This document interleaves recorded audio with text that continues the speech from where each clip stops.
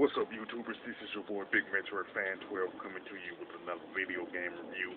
And this time I'm reviewing the game Lord of the Rings, The Return of the King, which was released on the Nintendo GameCube, Xbox, PlayStation 2, and the Game Boy Advance by EA Games. And it's pretty much based off of the popular film Lord of the Rings, Return of the King, which is practically the same name, you know what I'm saying?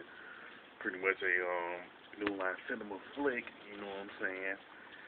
And pretty much it has the same plot of the movie where the Council of Elrond is on a mission to destroy the One Ring, but in the process of getting to this town called Mardar, the fellowship of the ring just got split into two, got split rather, you know what I'm saying? And while they were doing that, the hobbits pretty much on a mission to destroy the One Ring also. So it's kind of like everybody pretty much got a stake in destroying this particular ring in terms of the antagonist, and of course you got these enemies that want to get their hands on the One Ring, the world, Middle Earth, and everything. Now the one thing about the game is that it has pretty much 15 levels in it, where you can play as different characters, pretty much the protagonist from the movie. You know what I'm saying? Like Frodo, Sam, and Gandalf, and Lord of the Rings: Return of the King game is pretty much divided into three sections. You know what I'm saying? The center path, which is the path of the king. The right hand selection, which is the path of the Frodos, not the Frodos, but the path of the hobbits, rather. Just had a brain fart there, but anyway, then there's the left-hand path, which is the path of the wizards, stuff like that. And one thing about this particular game is pretty much you have the single player mission, pretty much the mission is on the same selection screen in terms of the state of the characters are the same under single player mode and the co-op mode, you know what I'm saying, where the character you pick is pretty much based on the particular stage that you pick, you know what I'm saying, along with the pretty much the difficulty settings and everything.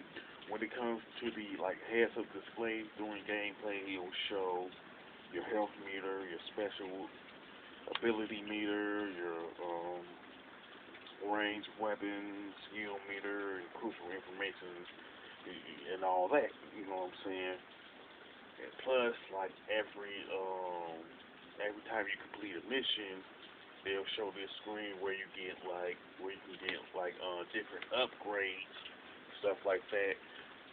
But again, that's really based on the character and level selection, you know what I'm saying? And the upgrades are specific to certain characters, so there are certain upgrades that only Sam can get, and there's only certain upgrades that Frodo will get, and so on and so forth, you know what I'm saying?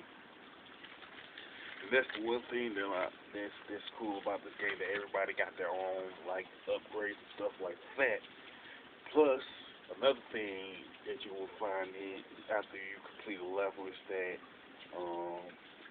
you'll see the experience points that you've gained and the cure ratings, which is divided up into fair, excellent, and perfect, and stuff like that. You know what I'm saying? And good. So it's separated into those four categories, and you get a certain number per category, depending on which ones that you got during gameplay and stuff.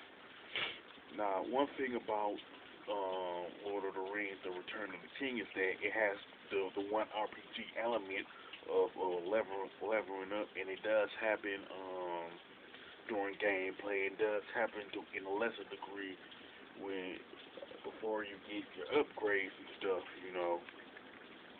after you complete a level. And another thing about the GameCube version is that it's compatible with Game Boy Advance.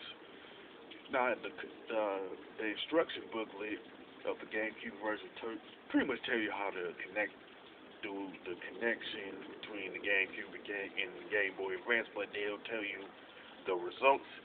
The best thing to do is pretty much is to Google it, the results of it,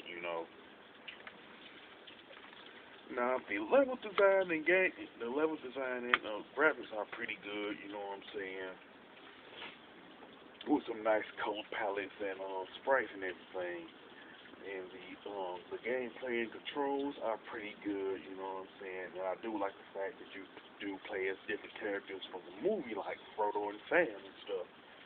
And that's pretty nice, And the soundtrack is pretty excellent, To me, that's the best part of Lord of the Rings, the Return of the King, regardless if you're playing it for the Xbox, PlayStation 2, or GameCube and stuff. And pretty much the soundtrack from the movie is in the game, It kind of reminds me of the Star Wars soundtrack that is on that's in Star Wars: Return of the Jedi for Super Nintendo, which was basically a 16-bit rendition of the Star Wars soundtrack. So what they did is took the soundtrack of the Lord of the Rings soundtrack from this particular movie and put it in the game, which I like. Even though I'm not that big of a fan of the Lord of the Rings franchise, One thing I can say is that certain parts of the game can get hard, but it's really not that big of a deal, in my opinion, because the game is not insanely hard, Now, one thing I can say is that the video adaptation of the movies pretty much have a reputation of being a major turd since the release of E.T. on the Atari 2600, but that's not the case with Lord of the Rings: Return of the King. That is this particular game is actually good. And I would honestly recommend it to anybody who is a fan of the Lord of the Rings franchise and YouTubers who do Let's Plays on their channel and stuff. As far as the score, I would definitely give it like a 9 out of 10, because it is one of the better games that's based on the movie, With that being said, if you played Lord of the Rings: Return of the King, regardless if it's on the GameCube, Xbox, or PlayStation 2, you can mention it in the comment section of the video. If you like my review of Lord of the Rings: Return of the King, don't hesitate to click the thumbs up button, and don't forget to subscribe. This is your boy Big Metro Fan 12 signing off.